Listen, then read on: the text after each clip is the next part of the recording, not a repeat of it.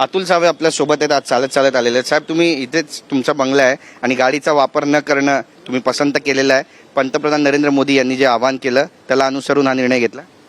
मी अनेक वेळेस माझ्या बंगल्यावरून इकडे चालत आलेलो आहे, पण आता निर्णय हा घेतलाय की यापुढे रोज बंगल्यावरून मंत्रालयात चालतच यायचं. अच्छा, त्यासोबतच विदेश दौरे करू नका असं सुद्धा त्यांनी म्हटलेलं आहे. विदेश दौरा मंत्री झाल्यापासून एकही केलेला नाही आणि गरज मला वाटत नाही की माझ्या मंत्रालयाच्या माध्यमातून कुठे विदेशात जाऊन काही बघायचं. बरेचसे नेते ते खासगी वाहनांचा वापर करतात, त्यांना तुम्ही काही सांगू इच्छिता?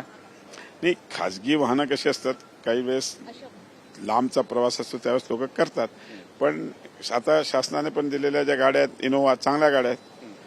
म्हणजे लांब प्रवास करायला मी काल पुण्याला गेलो होतो, इनोव्हामध्ये गेलो होतो आणि इनोव्हामध्येच जातो नेहमी.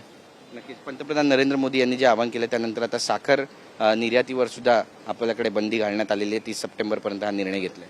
नाही, मी सांगितलं ना, देशाचे पंतप्रधान माननीय नरेंद्र मोदी साहेब असतील, राज्याचे मुख्यमंत्री देवेंद्र फडणवीस साहेब असतील, जे काही देशाच्या इकॉनॉमीसाठी जे काही निर्णय घेतले असेल त्याच्या नक्कीच आमचा पूर्ण सहभाग असेल. नक्की. धन्यवाद आमची बातचीत केल्याबद्दल. कॅमेरा पर्सन योगेश गुरवसह गिरीश गायकवाड, TV9 मराठी, मुंबई.